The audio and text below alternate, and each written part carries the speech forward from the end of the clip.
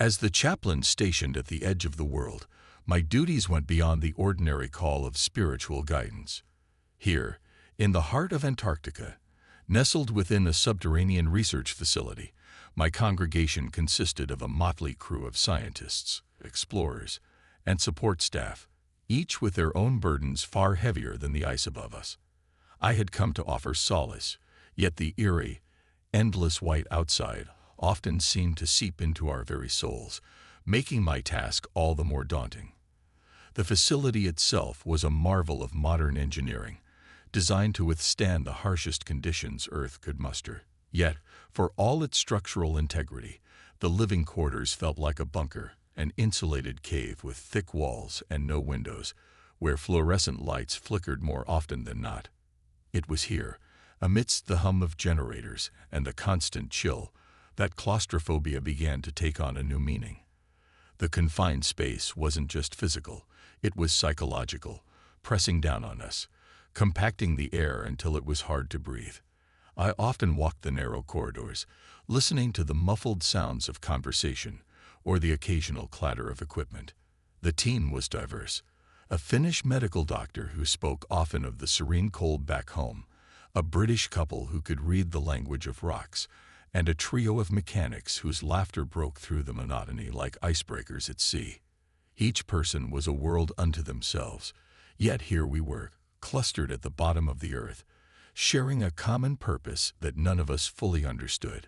The physicist, a young man more accustomed to theoretical realms than the biting cold, kept mostly to himself, startled like a cat in a new house. Meanwhile, the biologist, a focused woman always clad in a lab coat, dedicated her days to microscopic life forms, perhaps finding the simplicity of cells more comforting than the complexities of our isolation. Adding to our peculiar family were two therapists, as different from each other as night and day. The woman, with her warm smile and blonde bangs, brought a touch of maternal care to the place, while her counterpart, a man with an almost ghostly pallor and jet-black hair, rarely interacted with anyone unless necessary. His presence was like a shadow, often felt, seldom seen. Then there was the odd man out, assumed by many to be just another transient worker, or perhaps a cook, given his solitary nature and sparse interactions. He roamed the edges of our gatherings, never quite part of the circle, his story untold and his role unclear. Our setting was as much a character in our story as any of us. The exterior, a vast expanse of snow and ice, offered no reprieve from the sense of confinement. It was a world where the concept of thalassophobia, the fear of vast open spaces, found new expression. The oppressive vastness, paradoxically both open and enclosing, mirrored the ocean in its ability to instill a deep, unshakable terror. Inside, the atmosphere was no less stifling. The poor lighting cast long shadows, turning familiar hallways into labyrinths of uncertainty. Every corner seemed to conceal whispers. Each room harbored echoes of a not-so-distant past. On a morning that dawned no different from any other, under the ceaseless twilight that governed our world, the discovery that would alter the course of our stay emerged from the ice like a premonition. It was during a routine survey on the eastern ridge, a mere 2 miles from the main hatch of our facility, that the excavation team unearthed something unexpected. An ancient lockbox, encased in ice, its origins as obscure as the stars above our perpetual horizon. The lockbox was an enigma, its ironwork corroded by time, yet intact enough to suggest a deliberate burial. Its appearance among the endless white sparked a wildfire of speculation among the team. What was it? Who placed it here? And most importantly, why? The questions multiplied, each without an answer, feeding a growing sense of unease that rippled through the facility like a chill wind. I observed the team as they hauled the mysterious object back to our makeshift lab. The scientists gathered around like priests before an altar, their eyes wide with the hunger for knowledge. Or perhaps it was something else, something deeper, a primal fear of the unknown, of what such a thing might signify. The air grew thick with tension, the excitement palpable but edged with anxiety. It was as if we had awakened something, disturbed a slumbering secret that was meant to remain hidden beneath the unyielding ice. As the chaplain, I felt it my duty to counsel patience and caution. I spoke of respect for the unknown and the humility we must maintain in the face of the Earth's ancient mysteries. Yet even as I voiced these words, I could not quell the disquiet in my own heart.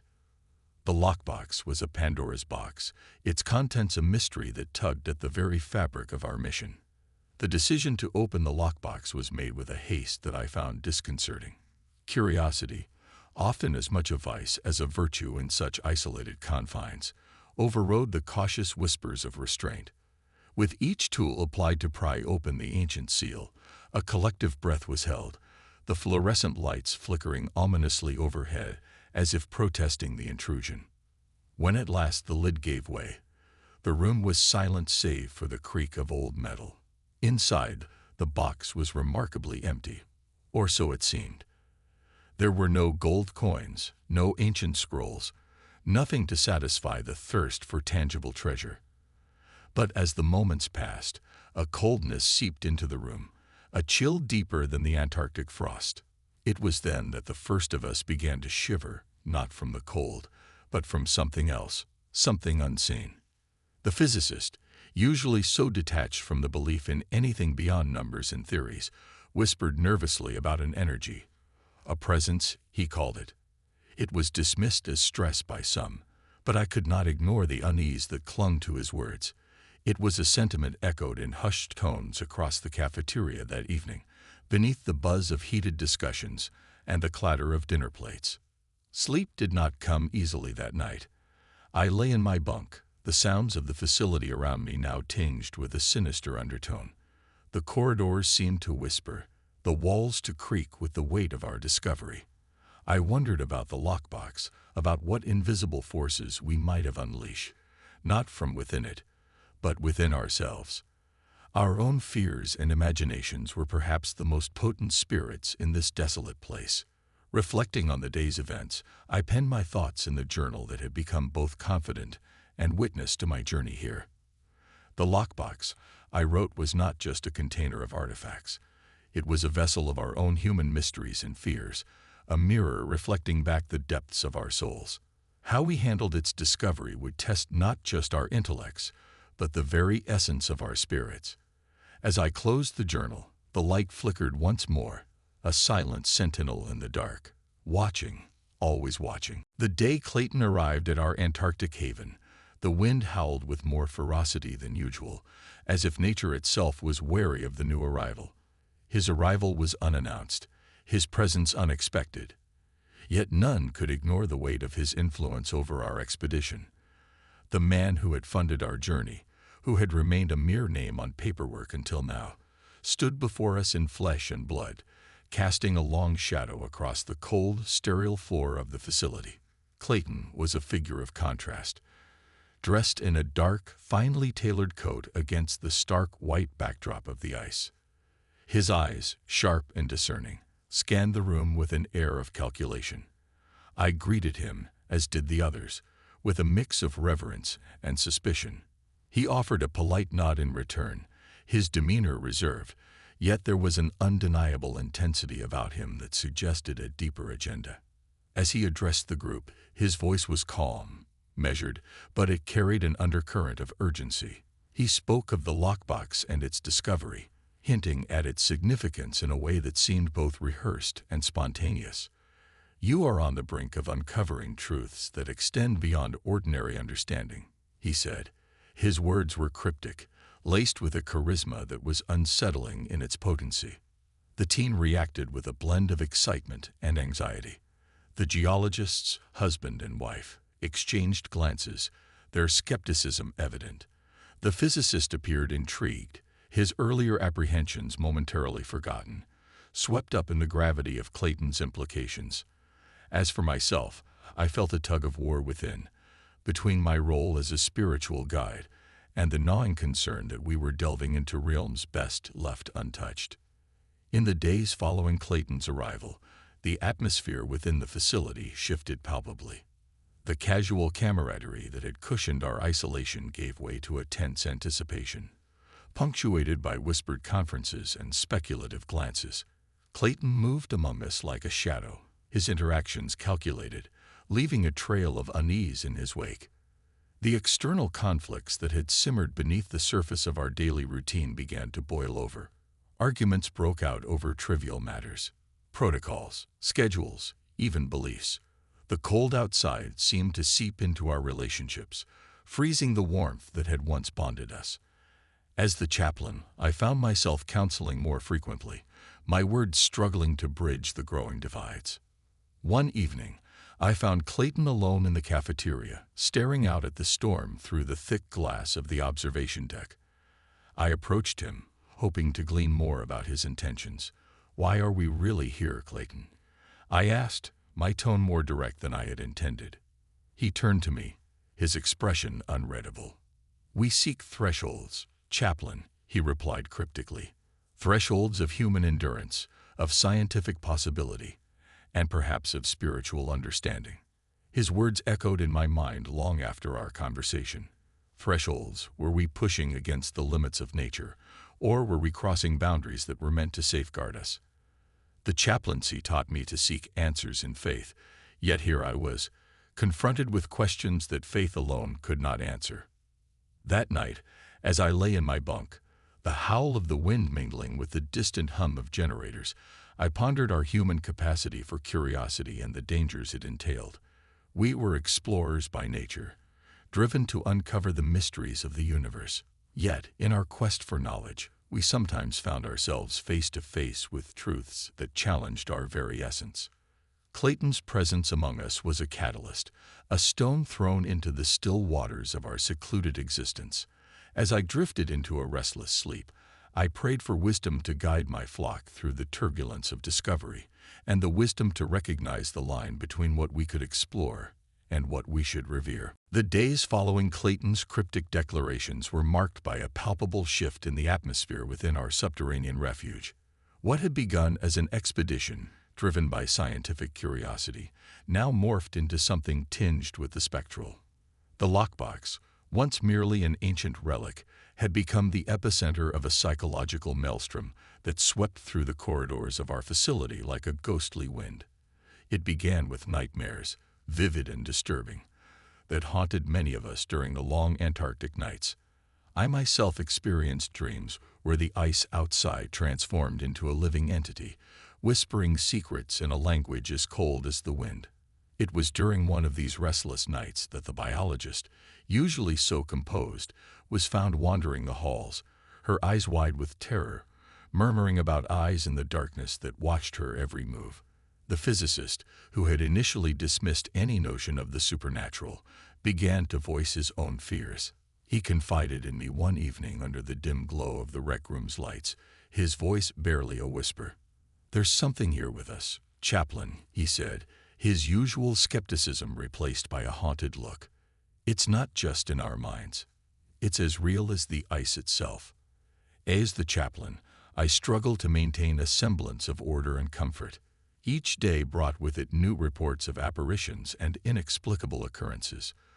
Tools went missing only to reappear in unlikely places. Electronic devices malfunctioned with no discernible cause. The facility, with its labyrinthine layout, seemed to echo with unseen footsteps that followed one into the poorly lit corners.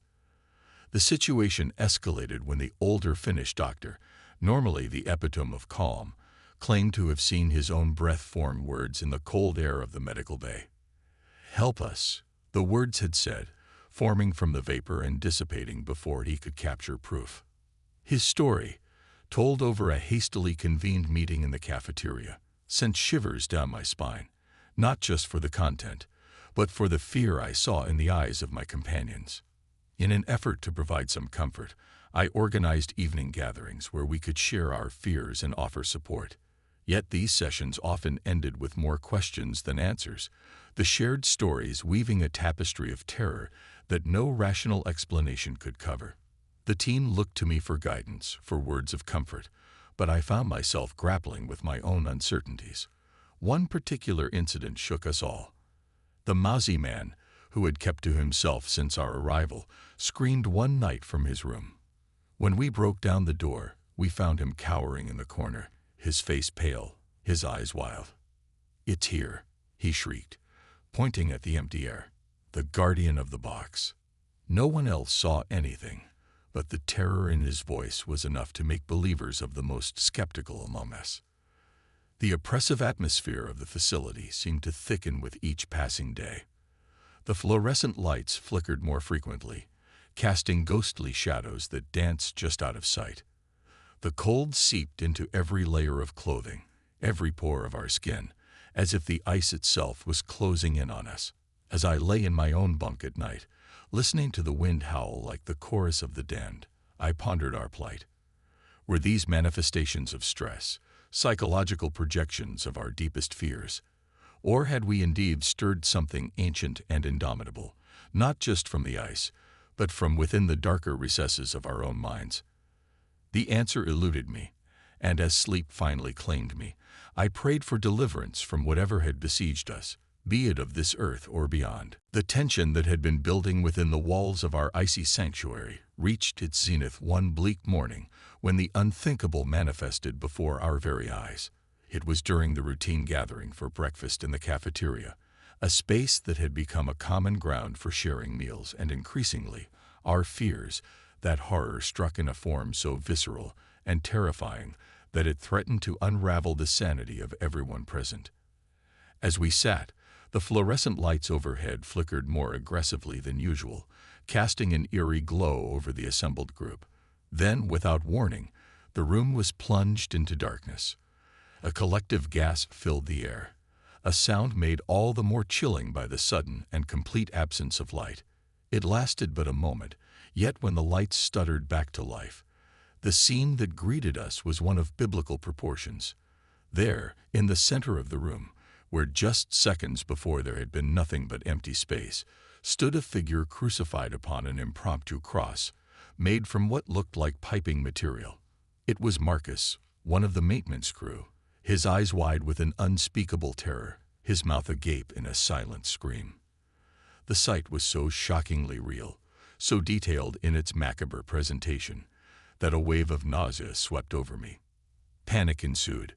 Screams echoed off the walls as team members scrambled away from the horrifying vision. The British geologist couple clung to each other, faces pale, while the young biologist vomited in the corner. The room was a tableau of fear and confusion, everyone trying to escape the sight, yet unable to tear their eyes away. I rushed forward, my own heart pounding with a mix of fear and a desperate need to provide comfort, to understand what was happening. But as I reached the figure, the lights flickered once more, and Marcus was gone, as if he had never been there. In his place, just the normal furnishings of the cafeteria remained, undisturbed and innocuous. The aftermath of the incident was chaotic. Team members were hysterical, some crying, others shouting accusations and theories that ranged from mass hallucination to supernatural intervention. I tried to calm them, to restore some semblance of order, but my own mind reeled from the shock. How could such a vision occur? Was it a collective manifestation of our deepest fears, amplified by the isolation and the eerie surroundings? In the hours that followed, I met with each member individually and in groups, trying to offer solace and a willing ear. The therapists were particularly active, their roles never more critical. Yet the shadow of the crucified Marcus loomed over all our interactions, a specter that was as much a mystery as it was a menace. That evening, I retreated to the small chapel I had set up in a quiet corner of the facility. There, surrounded by the simple symbols of faith, I reflected on the day's events. My role as chaplain had never felt more challenging, nor more necessary. The vision, whether a hallucination or something more sinister, had shaken the crew to their core, and it was my duty to guide them through this dark valley. As I prayed for strength and guidance, I considered Clayton's words about thresholds and wondered if we had crossed into a realm not meant for us. The vision of the crucifixion, a symbol laden with meaning of sacrifice and suffering, seemed almost a warning, a portent of trials yet to come. That night, as the facility settled into an uneasy quiet, I penned my thoughts in my journal, a record of our journey into madness and mystery. I wrote of my fears, my hopes, and my determination to uphold my spiritual duties, no matter the darkness that might envelop us. The path ahead was uncertain, and the night was long, but I held on to my faith, a beacon in the storm, hoping it would be enough to see us through. In the wake of the crucifixion vision, the fabric of our community began to unravel. The cohesion that had once fortified us against the Antarctic's relentless siege now showed signs of wear, torn by fear and suspicion. The facility that had been our refuge became our prison, the walls seeming to close in with each passing day as a blizzard raged outside, mirroring the storm within our ranks. The decision to attempt an escape was born out of desperation. Clayton, ever the enigmatic figure, had vanished as mysteriously as he had appeared, leaving behind only more questions and a palpable sense of dread. His last words to us were an enigmatic mix of warning and prophecy, hinting at dangers both natural and supernatural. Without his presence, the weight of leadership fell upon my shoulders, though I felt ill-equipped to bear it. Gathering the remaining crew, I outlined a plan to leave the facility. We would use the brief window provided by the predicted lull in the storm to make our way to an emergency outpost located several miles north. The outpost, equipped with a radio beacon and emergency supplies, represented our last hope of contacting the outside world for rescue. Preparations were frantic and fraught with tension. The geologist couple took charge of gathering the necessary scientific equipment, preserving what could be salvaged of our research. The Finnish doctor prepared first aid kits, his hand steady despite the fear in his eyes. The young biologist, her previous composure restored only marginally, packed specimens that might never see a lab beyond our icy confines. As we readied ourselves, the physicist approached me, his face gaunt, his eyes haunted. "Do you think we're making the right decision, leaving?" he asked, his voice a whisper lost in the howl of the wind outside. I placed a hand on his shoulder, feeling the weight of our collective fears. "It's our only choice," I replied, though doubt gnawed at my own resolve. The night before our departure, I led a final service in the chapel. It was sparsely attended, each person lost in their own thoughts, their faces ghostly in the flickering candlelight. I spoke of faith and courage, of the human spirit's capacity to overcome even the darkest trials. Yet, as I looked into their eyes, I saw the reflection of my own uncertainties. The journey to the outpost was a harrowing ordeal. We trudged through the snow, bent against the wind, our way lit only by the beams of our flashlights and the occasional flare. The cold was a physical force, an entity as alive as any of the phantoms we had faced within the walls of our facility. Hours into our trek, we encountered what none of us had dared to anticipate: a crevasse, its maw wide and deep, hidden beneath a deceptive layer of snow. The maintenance crew, leading our line, halted just in time, preventing a disaster. But the obstacle was a clear message from the merciless landscape. Not all of us might make it to safety. As we detoured, finding a narrower crossing point, the biologist slipped, her cry muffled by the storm.